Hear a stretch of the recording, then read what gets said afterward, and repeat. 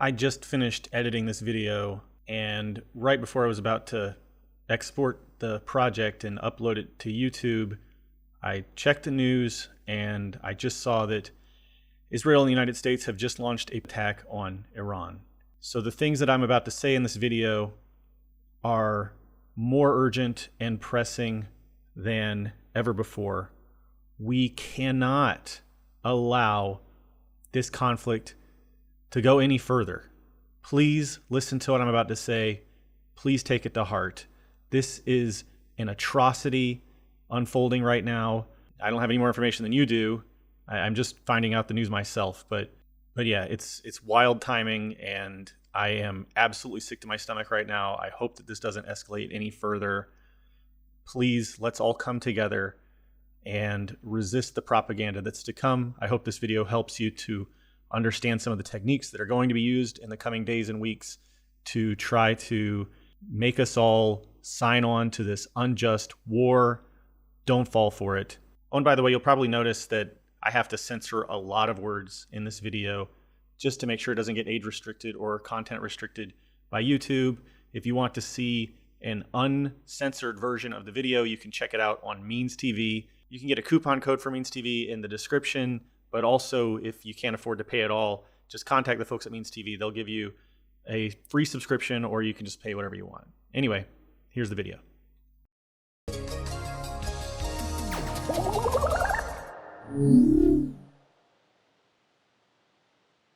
We're coming in hot today with a little good old-fashioned self-critique. That's right, it's high time we roasted this jackass on this channel, and believe me, I've got it coming. Or at least I did for an embarrassingly long period of time. I'm talking until I was about 30 years old. I'm 42 now. During all that time, I never looked very closely, I have to admit, into the plight of the people of Palestine. And it's not like I wasn't paying attention to what was happening in the world in general. I'm someone who's always been interested in current events and geopolitics, going all the way back to high school. But unfortunately, I never really paid much attention to the atrocities that were being committed against the people of Palestine by Israel for all that time. I mean, there were a few times when it would come up in the news and I'd get a little curious, and then I'd scroll through a few paragraphs on Wikipedia or maybe dig up some deeper articles on the subject of Palestine. But before I get very far, I would give up and stop trying to understand. And there were a few reasons for this. One of them is that I just really didn't meet a lot of progressives. I grew up in a really conservative area,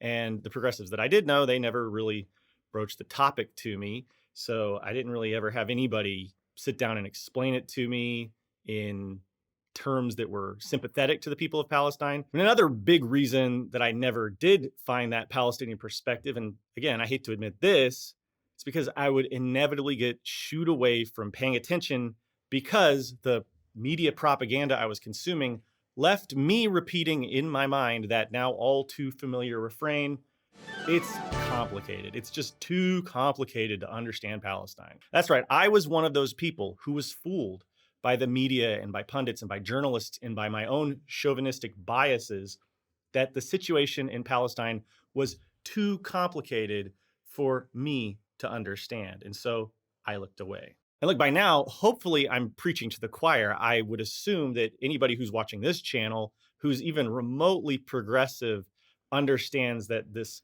"it's complicated" line of propaganda is totally bullshit. It's been broadly dismantled by the broader movement to liberate Palestine. I'm sure you've seen lots of articles and video essays and interviews which debunk the claim that the suffering of the people of Palestine is complicated. So I'm not going to waste any time explaining why the situation in Palestine is very simple, cut and dried. It's genocide.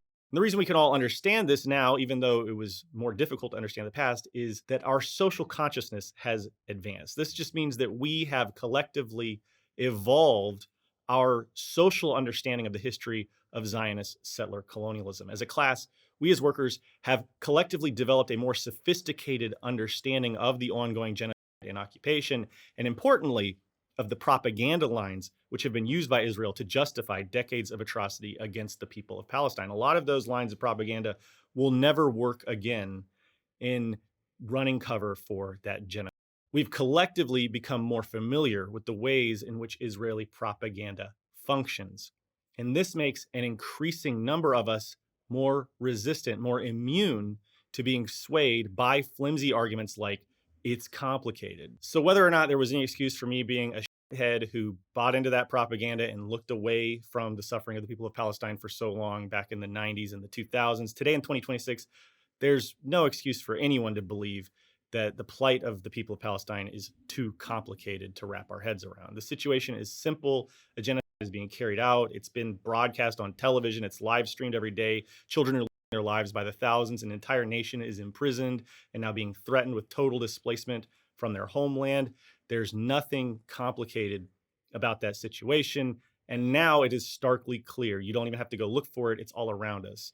We know who the villains in the story are, and it's not the people of Palestine. It's not a complicated situation. There's no moral grayness. It is a genocide. Nothing complicated about that. We can look back now and understand that that whole "it's complicated" narrative was an intentionally constructed narrative. It was an exercise in psychological warfare, which was designed to paralyze folks who fancy ourselves as intelligent and compassionate by weaponizing those self-perceptions against us. As people who consider ourselves intellectuals or progressives or whatever, we seek to discover nuance, to honor historical trauma, to defend the marginalized, all that good progressive stuff. And monstrously, the Zionist propaganda apparatus sensed this, and they constructed and invented reality for people like us to live in. They performed a rhetorical sleight of hand which framed the well-armed Israeli settler colonists as the vulnerable victims in the situation, and they framed the indigenous resistance fighters of Palestine as reactionary oppressors. They had a stranglehold on the media back then. If you go back and look up news reports on mainstream news outlets from before 2020, they never really interviewed Palestinians. You never heard the Palestinian side of the story. Here's a typical example from CNN from 2014.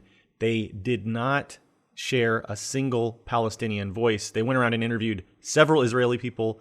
We have to continue because we have a lot of work to do there.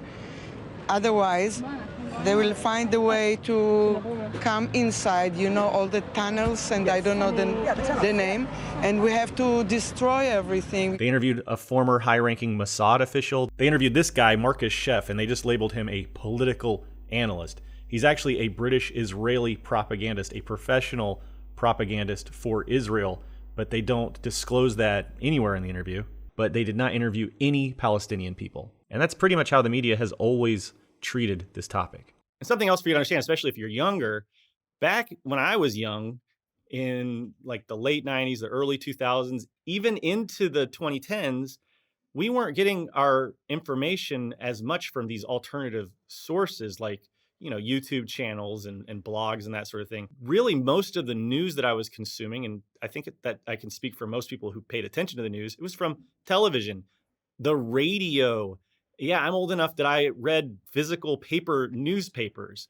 And back then, there was one take on the Israel-Palestine situation that was presented, and it was the Israeli perspective. It was Israeli propaganda. You weren't really hearing Palestinian voices that much, and you'd have to go out of your way to find that information. And over time, it's gotten easier and easier to where today, obviously, it's it's hard not to find the truth about Palestine now, right? That's totally switched. There's been a progress in technology. There's been progress in our social consciousness and our understanding.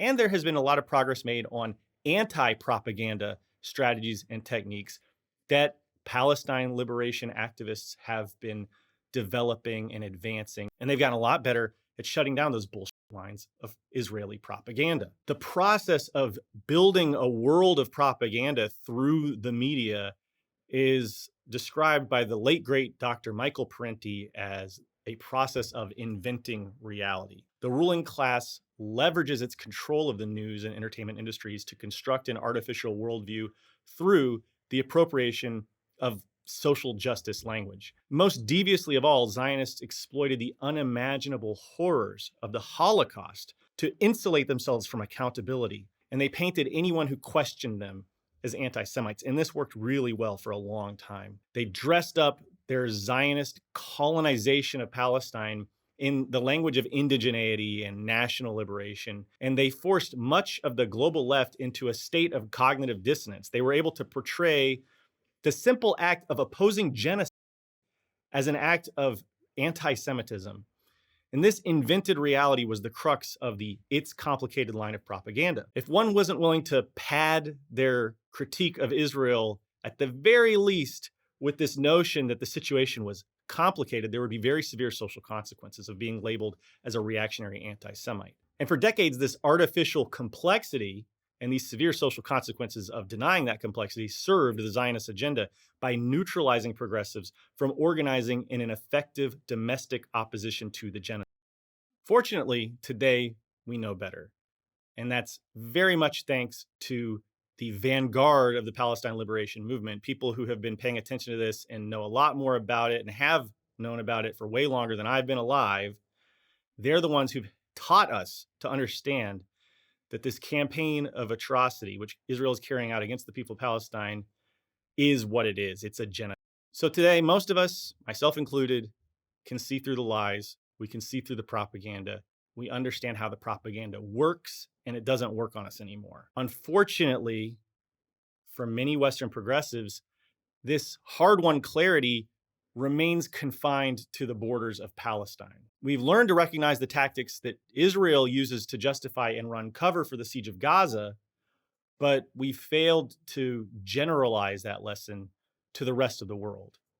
So I believe the task before us now is to expand social consciousness so that most workers can see that the destruction of Palestine is not an isolated tragedy, but one chapter in a global playbook of imperialist aggression. We have to work together to teach our fellow workers that Israel is not an anomaly. It is one of many front lines in an imperialist war that the United States wages, along with Israel, against sovereign peoples everywhere. Many of us now have the courage to stand with Palestine, but far too few of us are able to recognize the urgent need to stand with other nations which are being similarly attacked and in much the same way and with much the same sort of propagandistic justification. So the next step in the development of our collective social consciousness as far as imperialism goes is to see the through line which connects Palestine directly to nations like Venezuela and Cuba and Iran. We need to recognize and popularize the fundamental truth that that same imperialist colonial playbook is being used to attack and besiege peoples all over the world, not just in Palestine. Back in January, the United States carried out an illegal kidnapping of the head of state of Venezuela. And this in turn gave way to a de facto occupation and dissolution of Venezuelan sovereignty in many ways. And that has led in turn to a major humanitarian crisis in Cuba. And it's not a conspiracy theory to say that this was just the opening volley in a rampant escalation of an imperialist war against these nations, Venezuela, Cuba, Iran. The Trump administration, under the direction of the rabid fascist Marco Rubio, is using its domination of Venezuela to choke off oil supplies to Cuba, and it's now engineering an attack on Iran, which could potentially drag the USA into a global war. None of this is complicated. It's quite clear who the aggressor is in all these situations. The intent of the imperialist United States is no different from the intent of Zionist Israel. They're all the same imperialist configuration. The intent is to seize land and resources, to conquer and subjugate nations that stand up to imperialism, to unilaterally wage war and inflict suffering upon civilian populations of those nations. The Cuban government is talking with us. They're in a big deal of trouble, as you know. They have no money, they have no anything right now, but they're talking with us. And maybe we'll have a friendly takeover of Cuba. The media wants us to believe, once again, that these situations are complicated, and they're using the same sorts of lies which have been used to run cover for Israeli settler colonialism against the people of Palestine. We are asked to accept the proposition that Cuba, Iran, and Venezuela are our enemies, and that we as workers must fear the people of these nations. And this is used as justification to intentionally starve and violently attack the peoples of these nations, and the intentionality of this mass violence is well documented. Let's begin as a baseline with the intentional violence being waged against the people of Palestine. We know that this is intentional violence against the civilians. In 2008, the Israeli Ministry of Defense issued the Red Lines document, which proves that the starvation of Palestinians in Gaza has always been intentional. The Red Line document calculated exactly how many calories were needed to keep Palestinians in Gaza on a diet without causing outright mass starvation. This was a very cold calculation of the maximum amount of misery Israel could mete out on the Palestinian people without facing too much international resistance. Now, let's compare the Red Lines document to Memorandum 499, issued by the U.S. State Department in 1960. In that document, Deputy Assistant Secretary of State Lester D. Mallory noted that the Cuban Revolution was extremely popular among the Cuban people and lacked an effective internal opposition.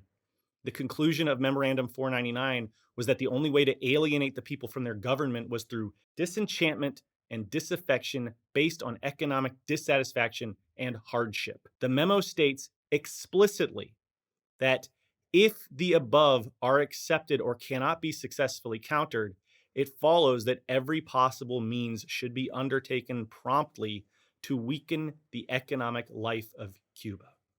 If such a policy is adopted, it should be the result of a positive decision which would call forth a line of action which, while as adroit and inconspicuous as possible, makes the greatest inroads in denying money and supplies to Cuba, to decrease monetary and real wages, to bring about hunger, desperation, and overthrow of government.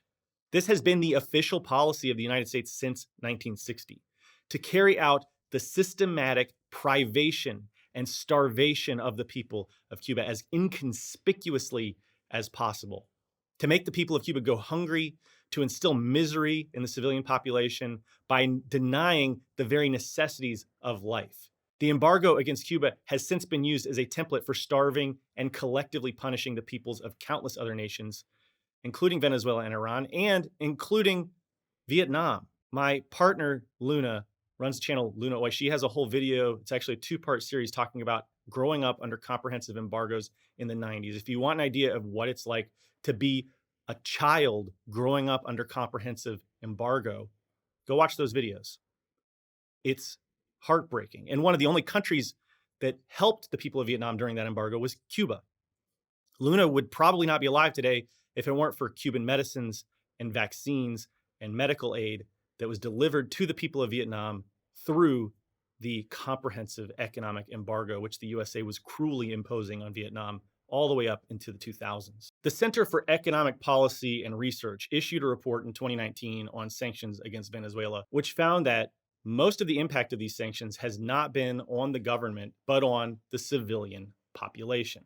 The sanctions reduced the public's caloric intake, increased disease and mortality for both adults and infants, and displaced millions of Venezuelans who fled the country as a result of the worsening economic depression and hyperinflation. They exacerbated Venezuela's economic crisis and made it nearly impossible to stabilize the economy, contributing further to excess deaths. All of these impacts disproportionately harmed the poorest and most vulnerable Venezuelans. Even more severe and destructive than the broad economic sanctions of August 2017 were the sanctions imposed by executive order on January 28, 2019, and subsequent executive orders this year, and the recognition of a parallel government, which is shown below, created a whole new set of financial and trade sanctions that are even more constricting than the executive orders themselves. We find that the sanctions have inflicted and increasingly inflict very serious harm to human life and health, including an estimated more than 40,000 deaths from 2017 to 2018, and that these sanctions would fit the definition of collective punishment of the civilian population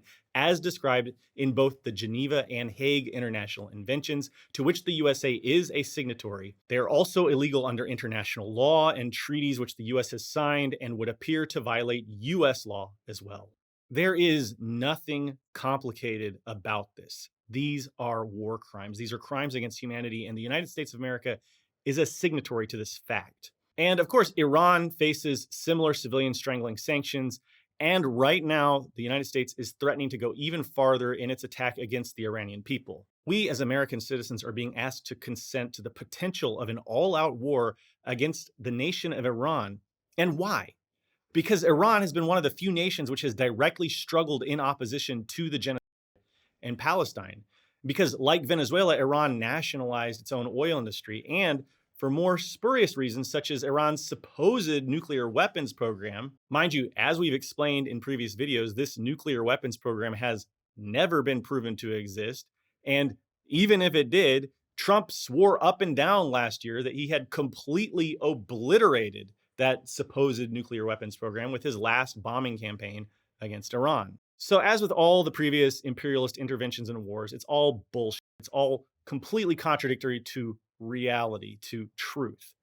And the media, social media platforms, all these different corporate propaganda outlets are tasked by the ruling class with constructing an invented reality in our minds in which Iran is some kind of supervillain nation that's building super weapons which it wants to use against the USA, or somehow the struggling, impoverished island nation of Cuba is somehow a threat to the USA. These statements are not true in the real world, so the capitalists have to create a fantasy world that we all live in through our phone screens and through our TV screens, in which these preposterous imaginings are somehow taken as truth by the working class.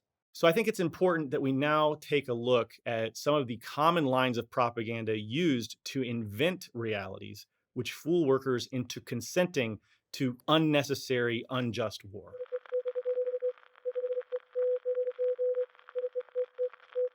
First of all, the suffering of civilians, which is directly caused by sanctions and embargoes and asset seizures and bombings, is always blamed on the governments of the victimized nations. Sanctions, embargoes, blockades, these things are explicitly intended to bring about hunger and desperation. In their own words, that's what they're for. Then, when this hunger and desperation is successfully developed by the aggressor, once the people, the civilians, are starving and miserable, capitalist media goes on to describe the outcome as a human rights crisis caused by government mismanagement. Remember, this exact argument was long used to justify the starvation of Palestinians. We've been told time and time again that the suffering, the hunger, the privation of Palestinians is the result of the poor leadership and mismanagement of Palestinian resistance groups, even though it is a documented fact that that hunger and the humanitarian crisis was the intended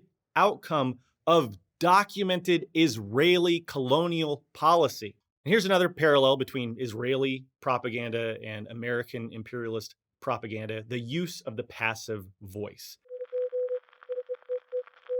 In the capitalist media, violence against Palestinians and Cubans and Venezuelans and Iranians often lacks an actor. So in Palestine, people die of malnutrition. In Cuba, the economy collapses. In Venezuela, the economy fails to recover.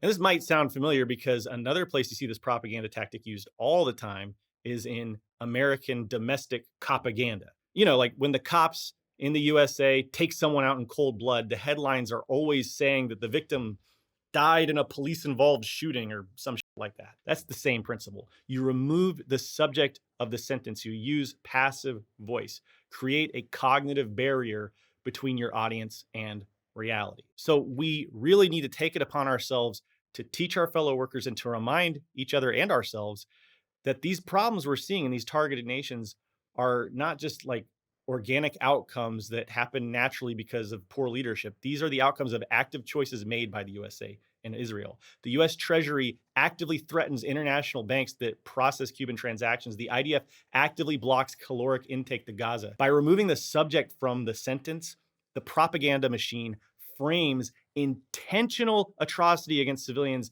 as pure happenstance. Or worse yet, it blames the victims of the violence without mentioning the actions of the perpetrators which carried out the violence. It's classic DARVO, deny, attack, reverse, victim, offender. We talk about that all the time on this channel. It's an imperialist go-to. And the goal of imperialist DARVO is to convince the workers of the world that the suffering of these people, of these targeted civilians, is proof somehow that they're incapable of leading themselves, that they need the USA and or Israel to come in and take over and, patronizingly protect them from themselves.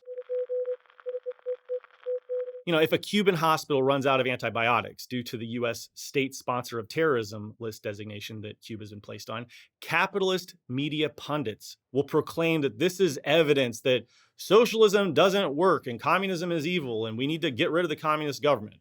They do the exact same thing in Palestine. Like, they'll destroy all the schools and hospitals, and then they'll say, oh, look, the Palestinian children aren't going to school. There's no adequate health care.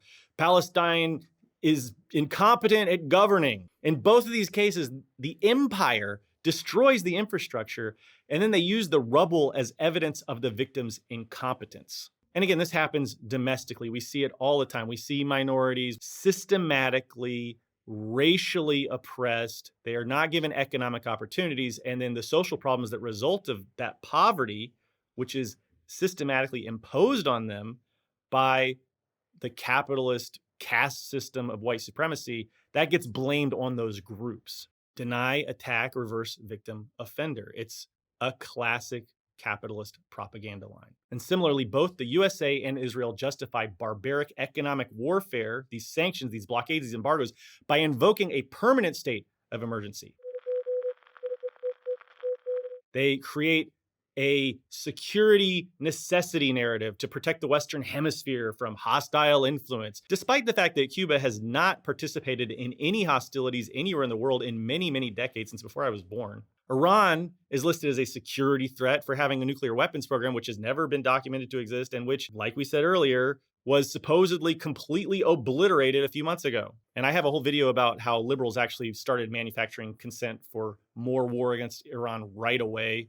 As soon as that happened, you can see a link in the description if you want to check that out to see more about how this line of propaganda works. By framing the importation of food, of human needs, of medicine as a security risk, the empire makes the denial of life-sustaining goods appear like a defensive measure rather than an offensive strike against the civilian population of these nations. If you think that it's preposterous to call the Israeli settler colonists the indigenous resistance and call the Palestinian people who are getting genocided the oppressors, you should think it's equally ridiculous to call Cuba the oppressive aggressors that the USA needs to continue starving en masse for our own protection as Americans. It's as absurd. It's equally as absurd as the Israeli propaganda line used against Palestinians. And importantly, it serves the same function of protecting capitalism, of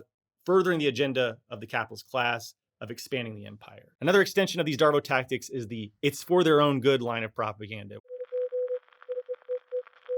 We're expected to believe that Palestinians and Cubans and Iranians somehow benefit from being starved and bombed and murdered. And the really insidious thing about this is how even a lot of supposed self-described leftists are suckers for this shitty argument. You know, like, oh, the people of Palestine / Cuba / Iran / Venezuela yearn for freedom. And then they roll out the pundits and the compradors and the human rights experts to talk about how the ruling regime of target nations are ontologically evil. Somehow the USA is not ontologically evil, but these countries are, and therefore the USA is helping them out. They're helping the civilians by bombing them and starving them. These nations need to be mass murdered for their own good. It's a really ghoulish argument, and if you stop and think it through even for a moment, it absolutely makes no sense whatsoever. How the hell does bombing and starving the people of Iran help them in any way whatsoever? Do you really think that if the USA goes to war with Iran, it's going to help the people there? Do you think that any government they build is going to be better? The USA has never once succeeded in nation building.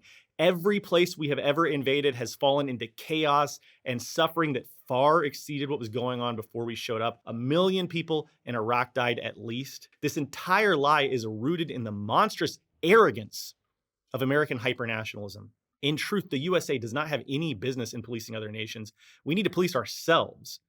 And if you buy into this notion at this point that we're bombing and starving people for their own good, I'm sorry, but you are so gullible and foolish that you are a danger to yourself and others. We don't know what's best for Iran. We don't have the capability to save Iran. And the ruling class of the USA has no interest in helping Iran. The ruling class just wants to plunder and exploit Iran.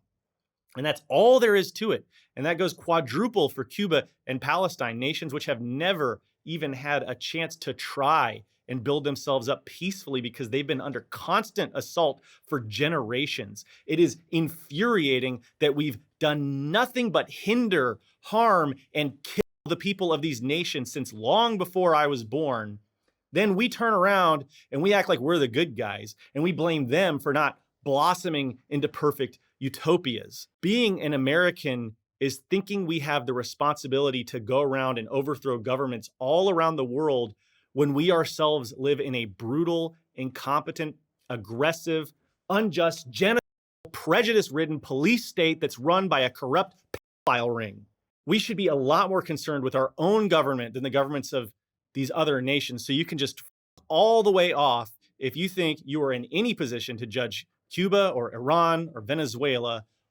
All this madness, the wars and the constant aggression against the people of these nations that have not harmed the USA in any way, the genocide against the people of Palestine, these are all manifestations of the same class warfare against all of us as workers.